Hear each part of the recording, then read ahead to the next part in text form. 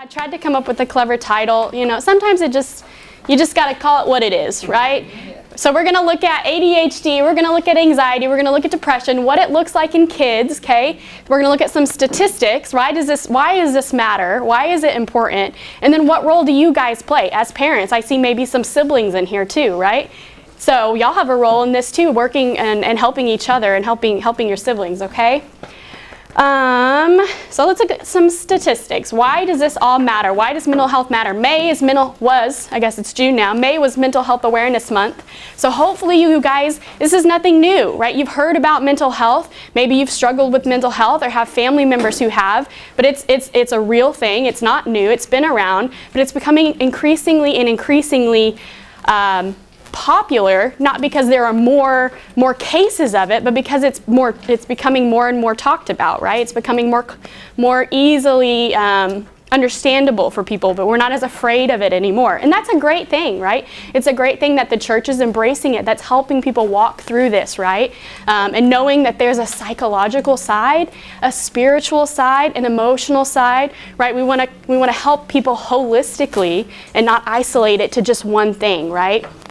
So let's look at some statistics, okay? This is taken from the Child Mind Institute, okay? They do a survey every year. And I think the most recent one was in 2015 that I could gather research for. So this is what it says. The statistics on the number of children and adolescents who have mental illness vary depending on what you measure. So one large and well-designed study, right, says that 49.5% of American youth will have a diagnosable mental illness at some point before they are 18, okay? So that's based on a study done ages 13 to 18. So that's about half the population who we're saying struggle in some form or fashion with a diagnosable mental health disorder. That's not even kids who go undiagnosed, right? That's just that they've been diagnosed. And then we got a statistic of 22% of American youth will have a diagnosable mental health illness with serious impairment, right? So they're not able to function like going to school. They're not able to do tasks like homework that are somewhat easier for a normal average American youth to do, okay? Based on that survey, 74.5 million children in the United States, right? That's all the kids that there are. Of that number, an estimated 17.1 million have had a psychiatric disorder, right? That's more than the number of children with cancer, diabetes, and AIDS combined. Half of all psychiatric illnesses occur before the age of 14 and 75% by the age of 24, okay? So we want to look at our kids, start noticing maybe some of these behaviors and some of these patterns to be preventative, to kind of catch it early, right? Because it's not long before they're really struggling with these things, okay? I have adults who come into my office and they're 30 and they just realize that they have had anxiety their whole life, right? And they're just now beginning to work on it and wrestle with it. That's good, better late than never, but what if they had some help? What if someone had noticed it earlier on, okay? Here are just some more statistics, some of the most common psychiatric disorders. So when I set out to do this presentation, I was going to focus on anxiety and depression. That's really what I see a lot, not just with kids, but with adults. And I will use the term, we're talking about diagnosable disorders here, because that's what, when you're looking at statistics, right, that's the hard, concrete evidence. But I also think there are anxiety symptoms and depressive symptoms that maybe aren't diagnosable. It's actually pretty hard to diagnose somebody with anxiety or with depression. They have to have symptoms for at least 6 months. They have to have struggled with it for more than 3 days out of 1 week. So they have to meet a lot of criteria. So for them to say 50% of American youth are diagnosable, that's pretty significant, but I can imagine the number would be even more if we just encompass kids who have anxiety symptoms or depressive symptoms. But when I started looking at all this research, I realized we can't exclude ADHD, right? Because that is something kids get diagnosed with a lot.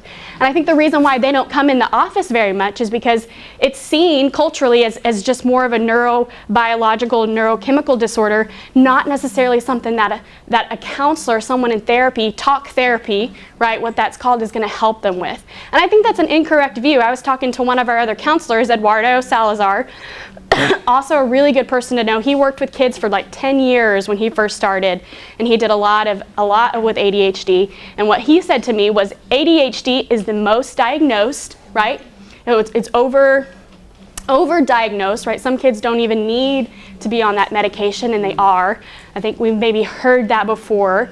But what it also is it's undertreated, right? So overdiagnosed but undertreated. So they're getting medication, they're getting a label, but they're not actually getting the help and the treatment that they need, right, with therapy and those measures, okay?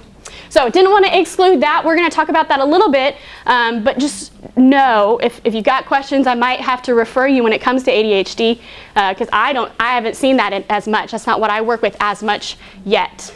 But here we go. 31.9%. What is this? Most common psychiatric disorders. So the orange is that severe impairment area that we talked about. So you got almost 40% of people that have anxiety disorders. So that's one of the most common. ADHD and disruptive behavior, that's going to be around more 30%. And then depressive and bipolar disorder right there behind it, right? And then eating disorders.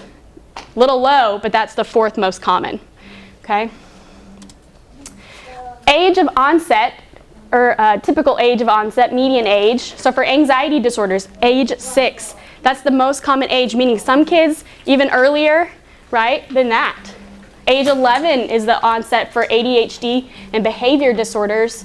13 for mood disorders, mood disorder being depression, depressive disorders. And then age 15 is substance use.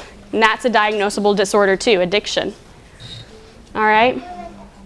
So all this to say is, hopefully you know, this is something that really needs our attention. This is something that your kids, right, 1 out of every 2 kids is going to have a diagnosable mental health disorder. And I guarantee you at some point your kid's going to be anxious, right? Your kid's going to be really sad.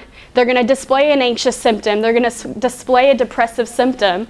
So don't just hear me, talking to those whose kids have a diagnosable mental health disorder. Hear me talking to you as parents who have kids who get scared, right? Who get sad, right? Who don't know how to respond and how to act when they feel such an intense emotion like anxiety or like depression, okay?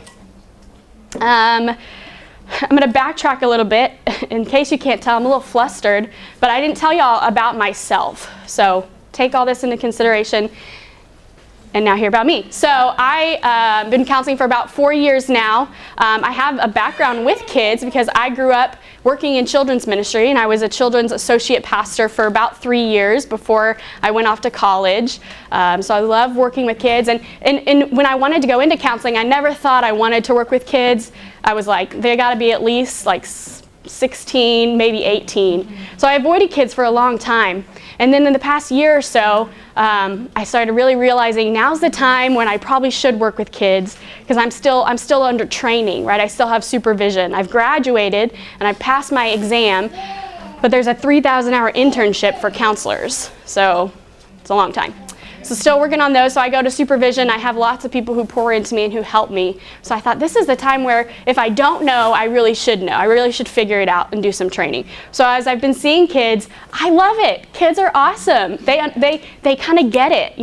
They're excited to be there. Most of them, little kids are excited to be there. You kind of just get to open up their eyes and play with things and help them. And so I haven't been working with kids super long, but I have been in the enormity of my life, been around kids and love working with kids. My husband and I have been married for about 3 years now. We were high school sweethearts. We don't have kids yet. I have 3 nieces, and my younger brother has a kid on the way. So excited for that chapter. So when you hear me speak, it's good and bad. It's a pro and a con that I don't have kids yet, that I haven't walked in your shoes yet, right? But it's a pro also because it's unobjective, right? It's subjective, all right? And so it's God's put me on this side for a reason to help you guys. And then hopefully one day I'll be on the other side, right? And I'll be coming to you guys with questions. So let's move on. Why you matter. You guys matter so much. I hope you already know this, but in case you don't, you guys are so important in your kids' lives. So when I let's see, I do have a whiteboard. When I talk to kids and when I talk to people in counseling, I present them with this idea that we were created with two needs. I think God created us with these needs, and I think we see it evident in nature, right? Oh, that's not a good one. Let's try this one. And those needs are for love, can y'all see that? And trustworthiness. That one works? Okay. So we have these incarnate needs that God has given us, right? They're from Him, made in His image, to be loved and to know that we can trust somebody. Love informs our sense of identity. There we go. Right? Our sense of security, our sense of significance. We have to know we're loved in order to thrive. Right? You may have heard about attachment theory before. Attachment says that even a baby from a young age just needs to be held, right? Not constantly, right? Not too much, but they need to know that someone is there for them. I think it's amazing that even at such a young age, a child, a baby, God created them with this need of dependence, right?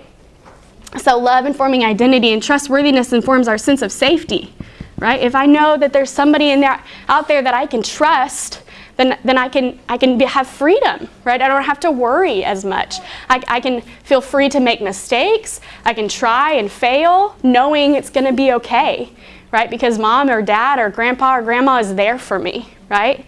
So know that you play such a huge role in informing your kids' sense of love and sense of safety, okay? You're not going to be perfect at this, right? You're going to make mistakes. Your kids are going to struggle. Your kids are going to say they hate you, right?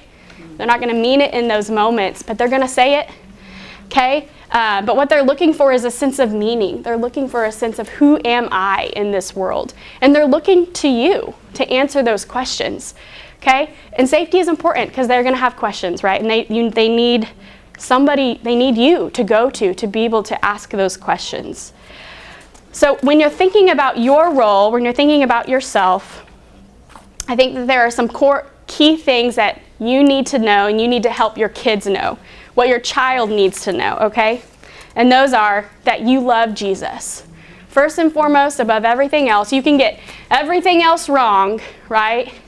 But if you love Jesus and you communicate with your kid that you love Jesus, you read the Bible with them, you walk with them, you take them to church, right? Exposure to the gospel, okay? That's all we ask, right? That's the icing on the cake, right? That's the foundation you're laying for your kids, for them to walk with God, all right? So even if you can't get everything right, don't worry, it's okay. You won't, right? But love Jesus, okay? So, yeah. I had a professor who would tell me when I was studying to be a counselor that my success as a counselor is only ever as good as the level of intimacy I have with Christ.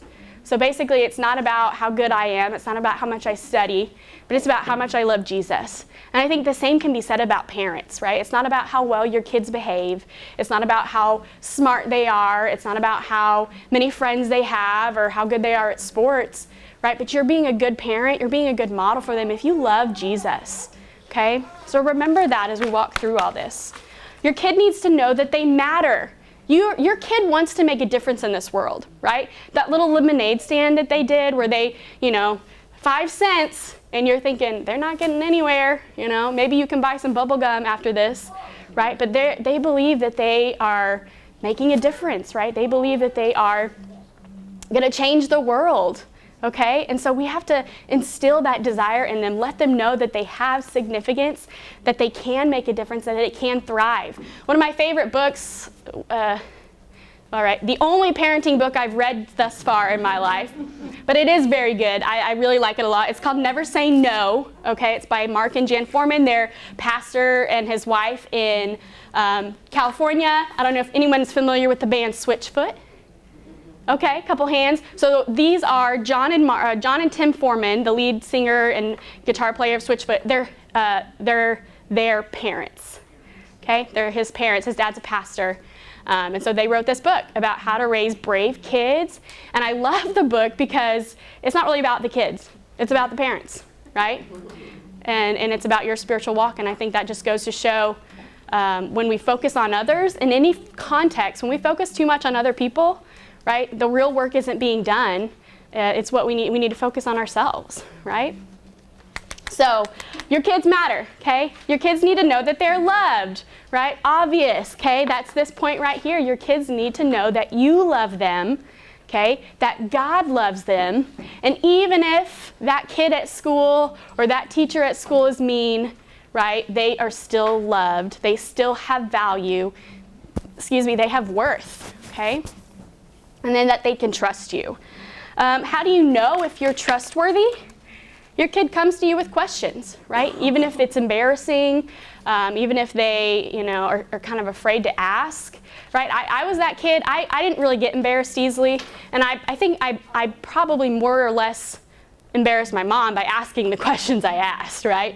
And I wasn't embarrassed easily, but I knew I could trust my mom. I could ask her anything, and she would maybe kind of be like, whoa, let's go talk about this over here, But my mom was always there for me in that way. So your kid comes to you with questions. Your kid confesses to you when they mess up, right? When they make a mistake, they're not trying to hide that report card from you, because they know that even though you're going to be rightly upset, you're going to be angry, there's going to be consequences, they can know that it's okay, that you still love them, right? That you're going to reassure them of your love for them and their safety, okay? Feeling safe is not their responsibility, okay? Not at this stage in their life when they're, just throwing it out there, 16 and younger, probably 17, 18, they're hopefully figuring it out. They're moving to that stage where they're having to figure that out on their own. 15 and younger, though, they're still dependent upon you to feel safe, right? They live in your home. They live under your roof. If they don't feel safe there, it's going to cause a lot of mental health instability and turmoil, right? So that's the point of all this. This is such a general picture of mental health, right? But I promise you, these things make a difference. I see lots of kids, lots of teenagers, and lots of adults who didn't even have these basic needs met growing up, right? And who struggle with who they are as a person, with what value they have, right? And they struggle with trusting other people, right? They have trust issues because Dad was never home. Dad abandoned us, right? It's sad, but it's true that you guys, it falls on you guys a lot. That's the power and that's the responsibility you have as a parent, right? And it's good, but it can also be really harmful. So again, you're not going to get it all right. You're not going to be perfect, but it matters. And just know that matters. Carry that weight and bring it before the Lord and ask Him to help you, right? Let's see if I missed anything. Just always safe to say, throw it out there when I can. Don't yell. Don't yell at your kids. They don't, when they're younger than 10, they don't hear it, okay? All they know is you're angry, right? All they know is you're scary, right? And they just want to run and they want to hide. So don't yell, right? You got to communicate. You got to get down on their level and again, consequences to their actions. If they're about to run into the street and a car's coming, you can yell, right? I give you permission to yell there. But when you're disciplining them, right? When you're getting on to them about something, don't yell. Okay, I think that's it there. Let's touch on real quick before we get into the symptoms of ADHD, anxiety, depression, and all that. You might wonder, at least I do, and maybe this is the way that I'm wired, where does this come from? Why is my child an anxious child, right? Did I do something wrong? My mom was really anxious. Is she like my mom? So where does it come from? Okay, so this is that sort of nature versus nurture curiosity that we sometimes have. Okay, the answer, where does it come from? This is going to be based on my opinion. Lots of people are going to have different opinions, and that's okay. So this is me and my experience. You can feel free to disagree, feel free to ask questions, but this is what I say. I think it is both. I think it could come from genetics, right? There are genetic, this is a big word for me, predispositions to certain things. My mom struggled with anxiety, and I remember the first time, I was like, my stomach, I was coming home from an event with my then boyfriend, now husband, and I was feeling sick to my stomach and shortness of breath, and my heart was pounding. And I remember calling my mom and being like, Mom, I think I'm sick. Like, I don't know what's wrong. And I'm describing to her what I feel. And she's like, well, it sounds like you're having anxiety. Like you're having an anxiety attack. And I was like, what? Well, how do you know? Oh, I get it all the time, right? I've struggled with this. So I had no idea this was something my mom went through. And not saying that it's genetic in my family, but my mom was able to identify it because she had experienced it before. For my husband's side of his family, depression runs in his family. His granddad had really severe depression. His dad does. His brother does. His cousin does, right? And he's seen how it has played out in different generations, right? And I think that there's something, too, to be said just about knowing that it runs in my family, too. We almost psych ourselves into it as well. And so just know that it could be just genetic, right? ADHD, that's one of those. It's a neurobiological malady, right? Your child's body isn't quite functioning like everybody else's, okay? And so just learn know that we don't have to blame ourselves all the time, right? Not all the time. You matter and you're important, but it doesn't mean it's always your fault. What else it could be is your kid is, especially with anxiety, especially with depression, obviously other things going on in their life, bullying, okay? We talked about technology yesterday. I think Alec mentioned how the depression rates have risen, like, 40% in the last few years because of technology? And so, yeah, that's a huge thing that's now introduced into your kids' lives from the time, probably that they were born. I don't know how old y'all's kids are, but I'm 26, and I got my first cell phone when I was in 6th grade, so about 12, So I'm sure by now, a lot of your kids have grown up in front of a screen, right? Whether that be a TV or an iPad or a cell phone. I'm not getting into technology, right? But just know how it might have an effect on your kids' mental health, right? I see kids all the time. What do you do in your days? I play video games. Okay, well, what is that video game about? Killing people, fighting, meeting strangers on the internet. It's a scary world, right? And so we just have to protect and have limitations, okay? So yeah, just know that our bodies are imperfect, that they're broken, that people have a huge effect on us, okay? Not just you guys informing their sense of love and safety and trustworthiness, but other people too. And also your kid could, how many of you guys were here with Harvey? Harvey, so if you lost your home, okay, your kid knows what's going on in those moments. They're feeling that fear just like you are. But they're not able to understand exactly that everything's going to be okay. If our house gets flooded, we're gonna have another place to live, right? To them, their world is crumbling because they're afraid they're going to lose all their stuff, right? That their favorite toy or their video games, they're going to lose that, and so they're terrified. Okay, so that can have a lasting impact, even though you know that after the storm passes, everything's going to be okay, right? Your kid's they're going to think it's going to happen again, right? So they almost this post-traumatic stress disorder going on because they've experienced something traumatic, okay? Completely outside of your control, but that's what they're now struggling with. They're an anxious kid. I saw a 13-year-old girl one time who couldn't go to school because she had an allergic reaction to penicillin, okay, where she almost died. And for years after that, she just had this obsession with eating. Okay, so sometimes an anxiety symptom, I know we're going to get into this, can look like OCD. Okay, she would be terrified to eat something new that she hadn't had before because she was afraid she would have an allergic reaction. So every time she ate something, she had to have mom or dad there with her, right? And sometimes she wouldn't even try something new. She would eat something like beef jerky. That was her favorite thing. That was what she knew she could eat. At least it had some protein, so she would eat beef jerky a lot. So just because she had that one traumatic experience when she was about 10 years old, she feared that, right? Feared that happening again and therefore caused all these behaviors. All right, let's look at ADHD. Symptoms of ADHD. I think, again, I'm bringing all these in here because I want you to realize there's such a huge overlap too. There's going to be symptoms that look like other symptoms and similarities, and just know it's hard. It's hard, I think, for you guys. You're so close to the situation, so you might not be able to identify it. That's okay. Get your kids some help. I see kids a lot, and mom's like, or dad's like, I just brought them in. We've gone through something. We've moved, or and so I just want them to kind of be checked on, to have a place, some space to talk. I love it when parents do that because it's saying to their kids. I tell them too. It's like going to the doctor. You ever been to the doctor for a physical, like a checkup?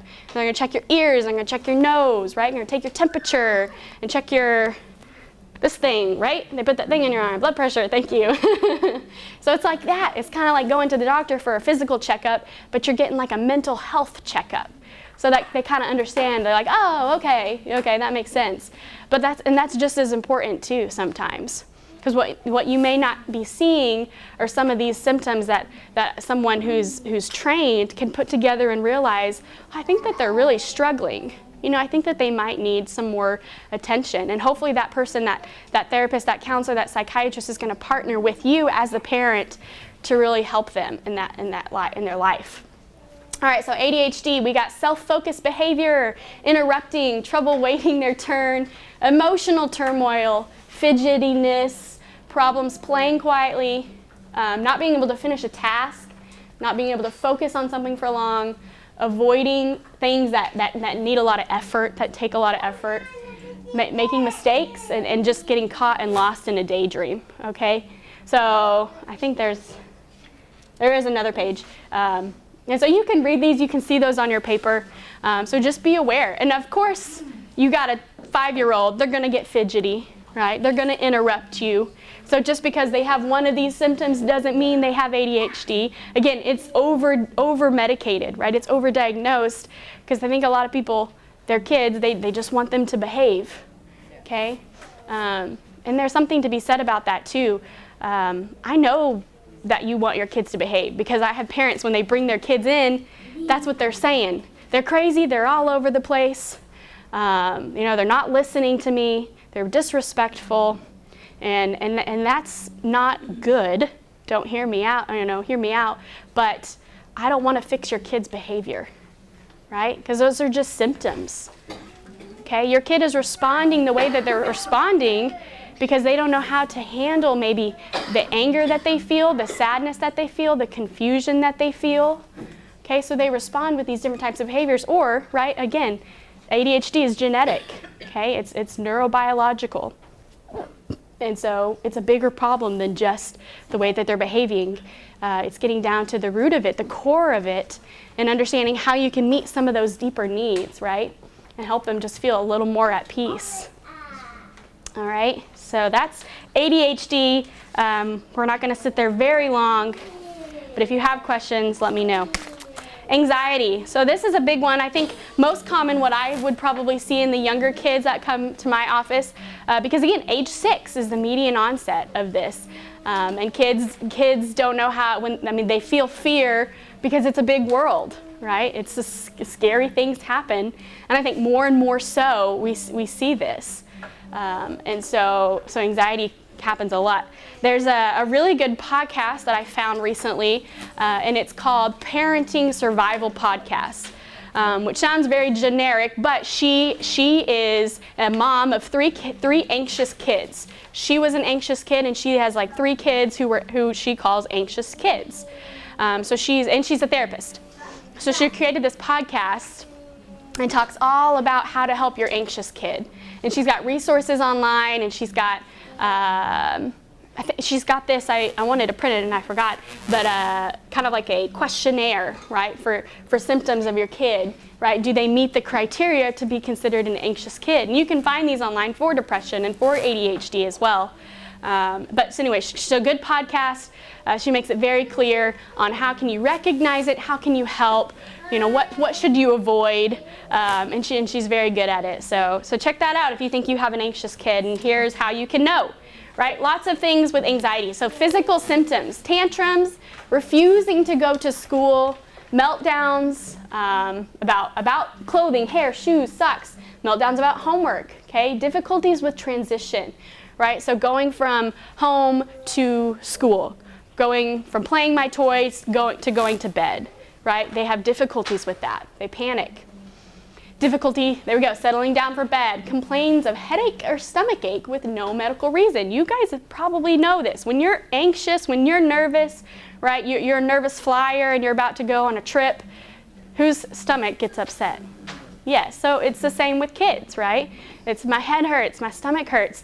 Every time, on Friday night and Saturday night they're fine, but Sunday, Monday, Tuesday, Wednesday, Thursday night, they got stomach aches. Why? They don't want to go to school. Something's going on at school. They're nervous, right?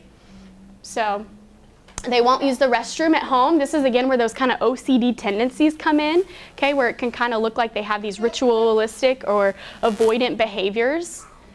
They shake or sweat in intimidating situations, meeting new people, right? That can be a social phobia for them, and they're constantly tense, right? Their muscles are constantly tight. They're scared, right? They're trying to defend themselves.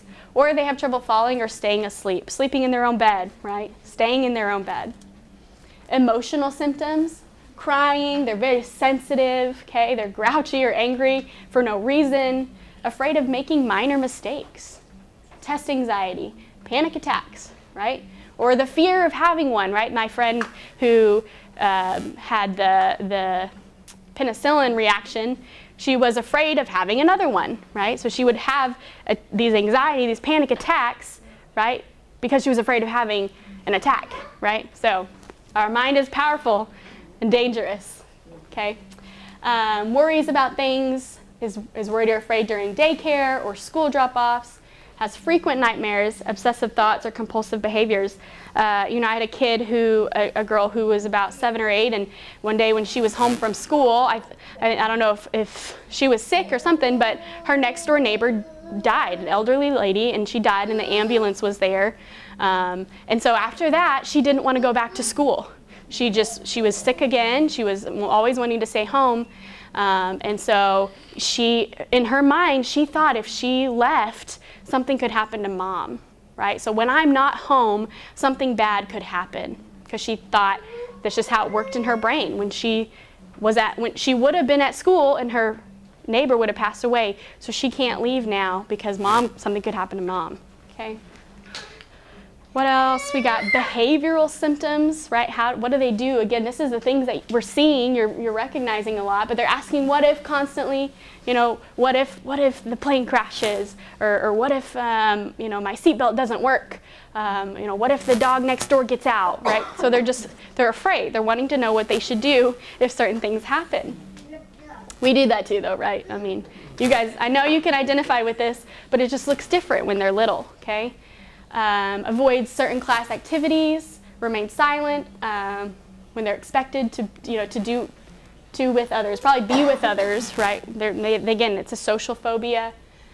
Refuses to go to school, stays inside and alone at lunch or recess, avoids social situations, refuses to speak to peers or strangers, becomes emotional or angry when separating from parents or loved ones, seeks approval, says, I can do it without a real reason. I thought that was funny.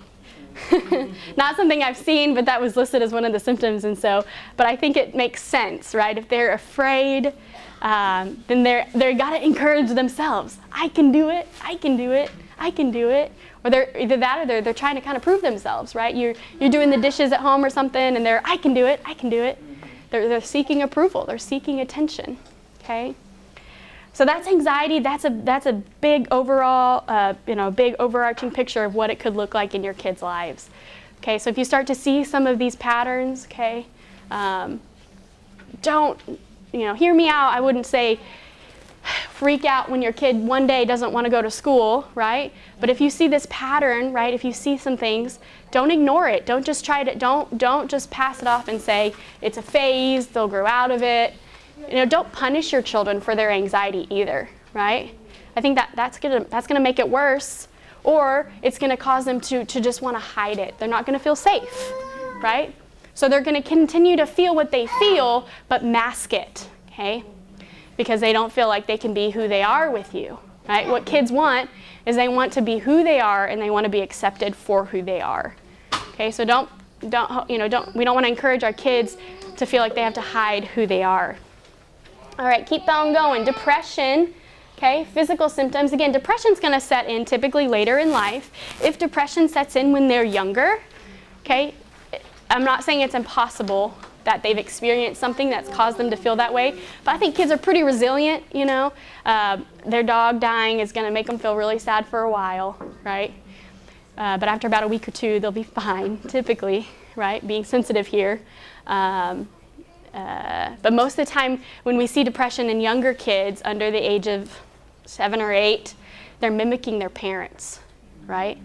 Again, this is why you guys matter so much, right? Check your anxiety, check your depression, right? If that's something you struggle with, get help not only for your sake, but for the sake of your kids, okay? Because they're modeling after you. They want to be like you, right? It's impossible not to be like the people that we are around, right? We see that in Scripture. We see that, okay? And so, yeah, so work on yourselves just to help your kids.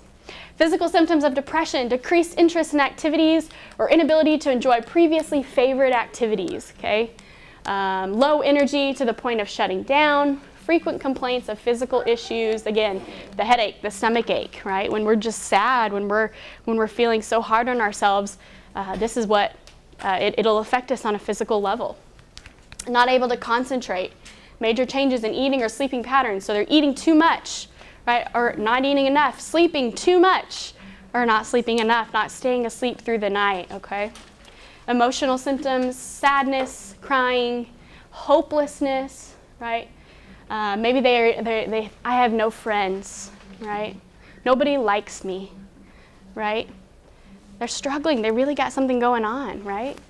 And I hope that they're at that point where they can talk to you about that and you can start to kind of see some of these things. I've got a repeat on there: decreased interest or activities, persistent boredom, right? There's no pleasure in anything for them.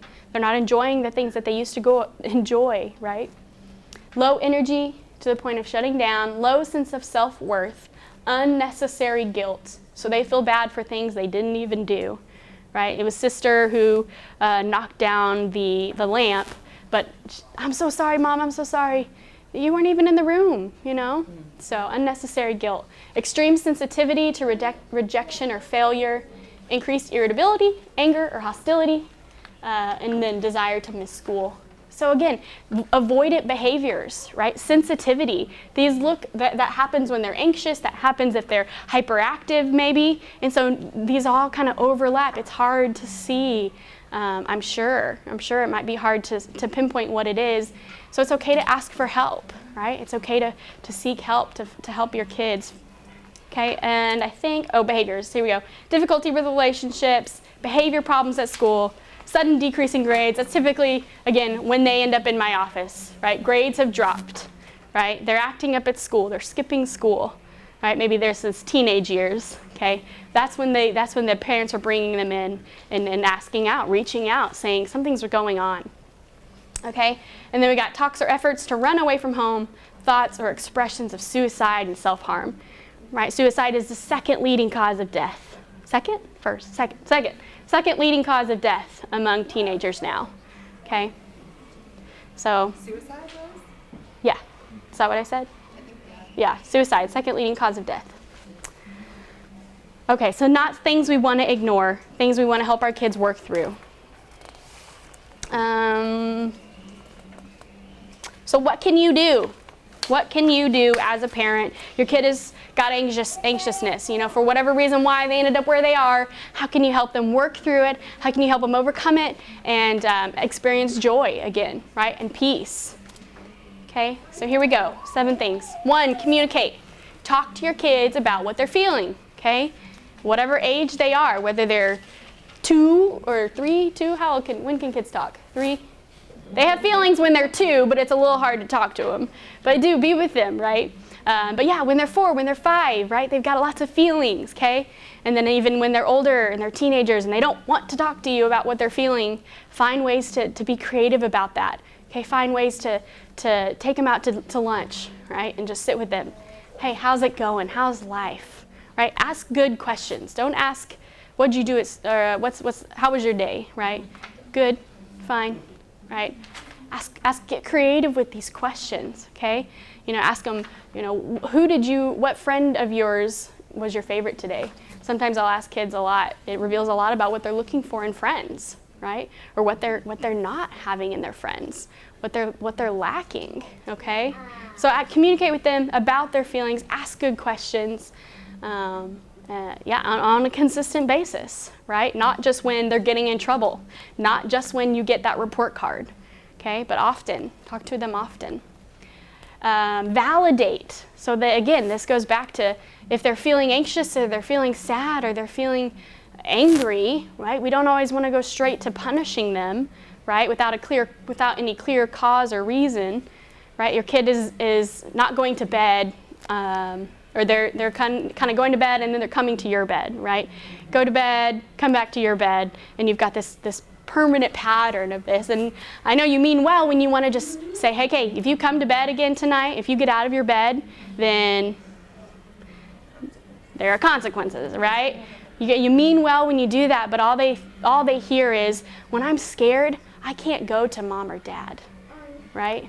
When I'm afraid, when I can't sleep, I have to sit here and just feel that fear. They come to you because they feel safe, right? It's not a bad thing. So there's a way to work on that. I'm not saying permanently put up with it, but I'm saying you're going to have to, again, get your child some help.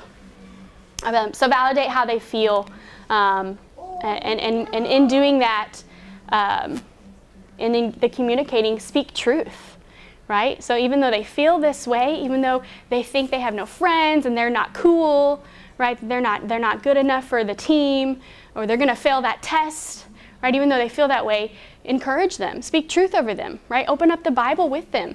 Say, this is what God says about you, right? That you are fearless and wondrously made, that He has a plan and a hope for your future, okay? So speak truth over them. I know that kid said something that was really mean to you, but that doesn't mean it was true about you, right? What they say is not true. I know what's true about you because I love you and I know you, right? God knows what's true about you and who you're going to be, okay? So they're going to struggle, but then go back to the truth. Model, right? They're looking to you guys as role models, okay? So get your mental health in check, right?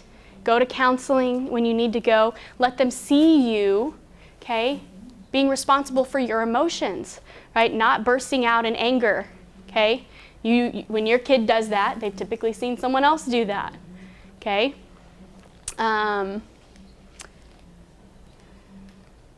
Model, I throw this in there too, kind of another social media technology plug. Watch what your kids watch, okay? Because a lot of the fears that they're finding come from even what seem a seemingly harmless show, right? Something that's, on PBS, or I don't know what kids watch anymore, sorry.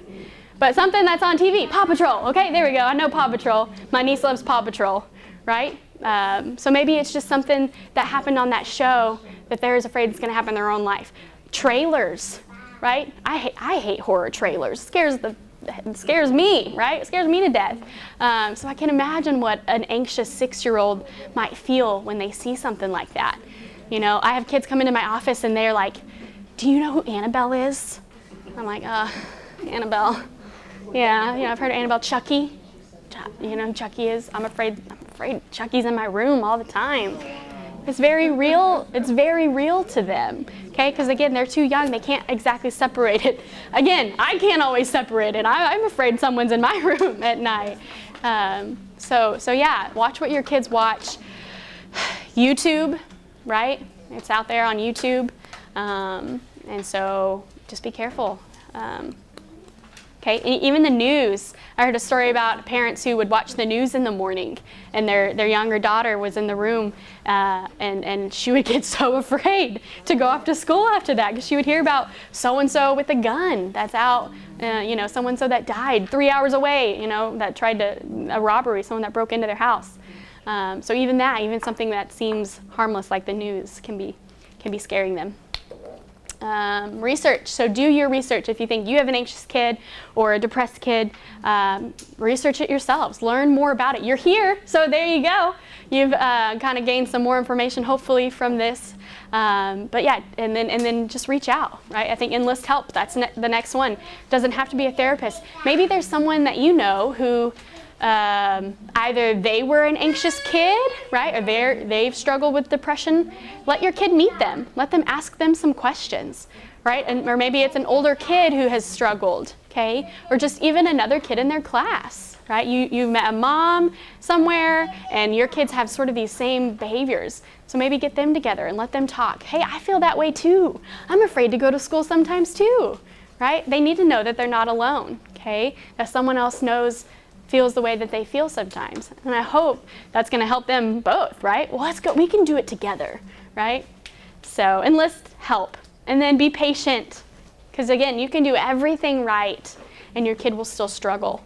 They may be absolutely fine, and then all of a sudden one day, they're 12 or 13 years old and they come home and they're just crushed, right? Something happened.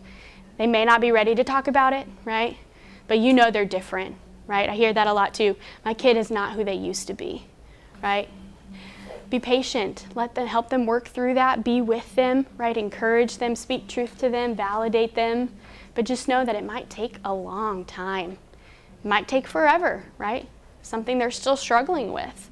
Okay, I've got lots of help for anxiety, right? But it's not something that's done, right? It's something that I continue to work through, and it changes as I grow up, okay? So be patient. Don't expect that everything's going to fix it. Don't expect that one counseling session is going to fix it, right? Or 2 or 3 or 4, right? It takes time. And so be patient and commit to them, okay? Commit to the time to be with them. Commit to your presence, right? Again, even though they don't maybe necessarily want to talk about it or they're upset and they're crying, just be there. Just sit with them, right? Let them know they're not alone. And then obviously commit your prayers, right? If nothing else, you can pray for your kids. You can expose them to the truth by taking them to church, right? Putting them in a life group, biblical community, a place where they can be vulnerable, hopefully, right? The world is a cruel place, but I know there are good people out there. And I know that they're in these walls too. And so pray that your kid finds one of those persons, a life group leader, right? A minister, a teacher, right? A teacher that they can open up to. That can be very powerful for them. Okay. Anything else on that one? Any questions so far? I think I just got one more point, and then we'll move on. Oh, you got one back here. Yeah. You were talking about the I can do it thing with the children say. Can you tell me again? You said that's related to attention? Yeah, so what I think, again, I haven't seen this, but I heard it on the podcast I was listening to, but I think it could come from 2 different places. One, they are so afraid, they feel like they have to overcome it.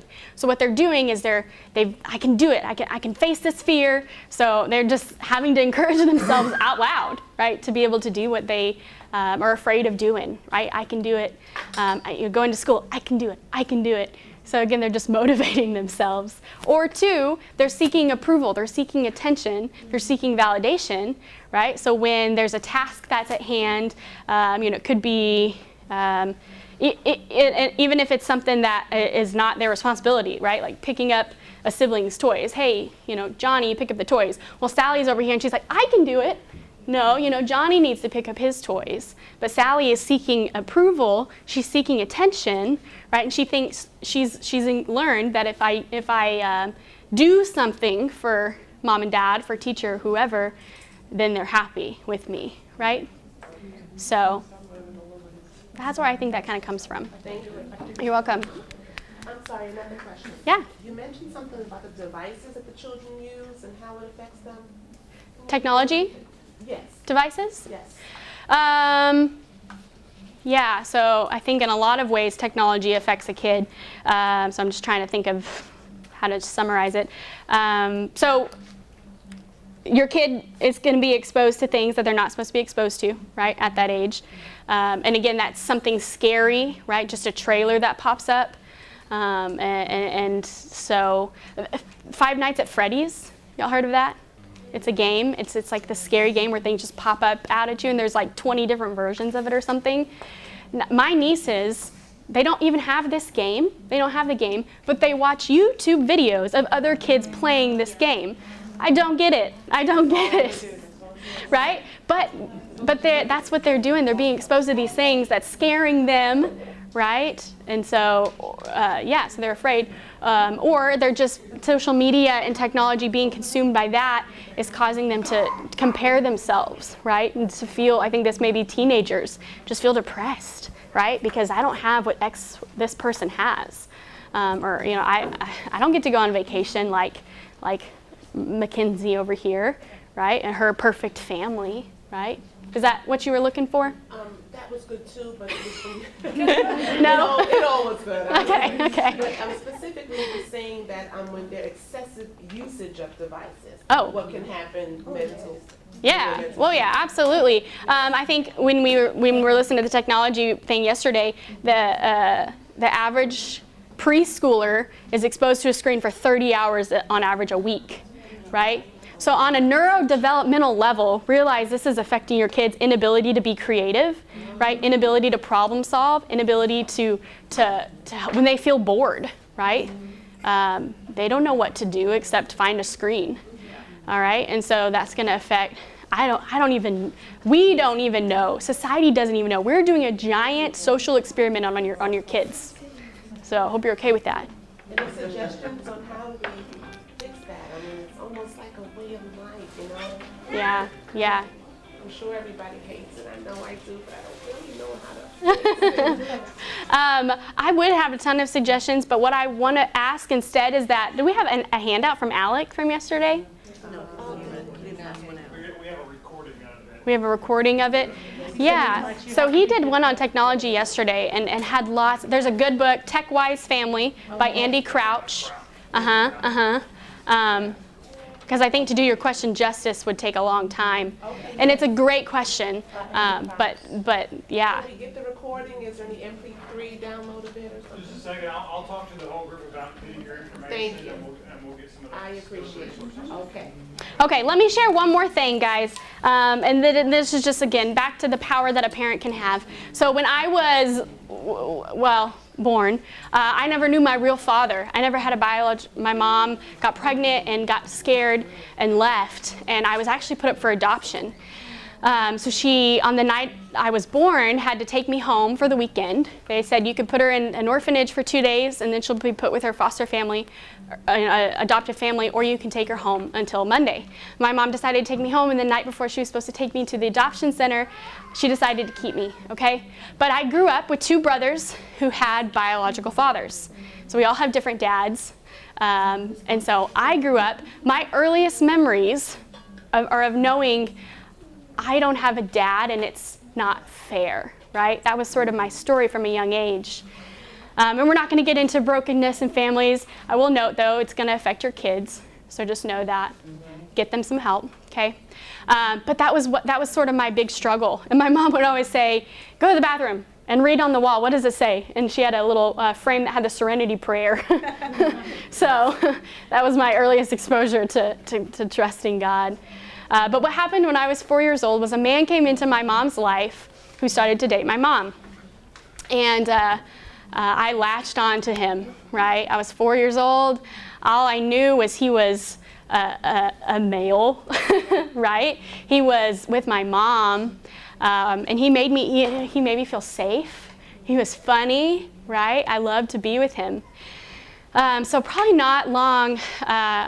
I think I've asked my mom before, but they'd been together for 4 months, right? So not very long.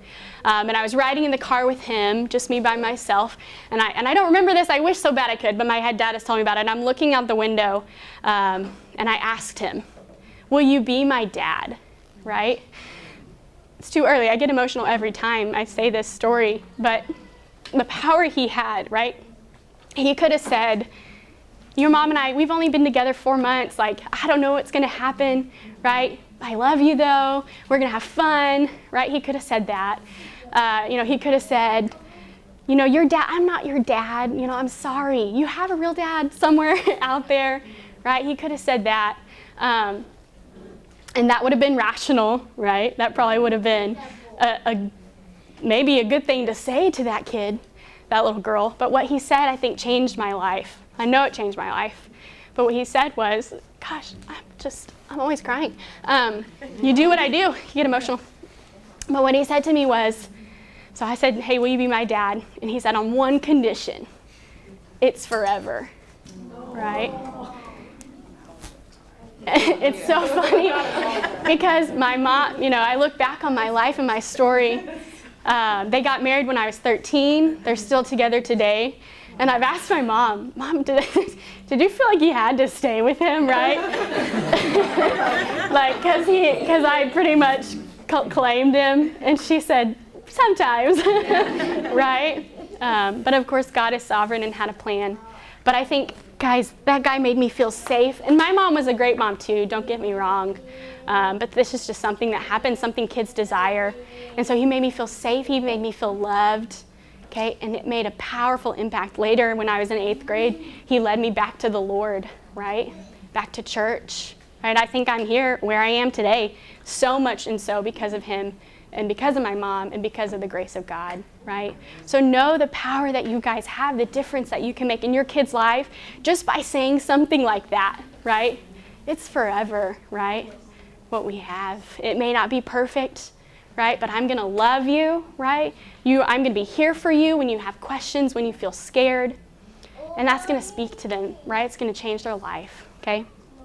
I want to pray for you guys as parents, and then if you have questions, you can stick around, but it'll be good to go. Couple of announcements that you Okay, yeah, that too. Awesome. Father, thank you for these parents. Thank you for these grandparents. Thank you for these siblings who, God, are just coming together as a family to learn about you, to learn about mental health, to learn about how they can, God, help their kids, how they can help them thrive.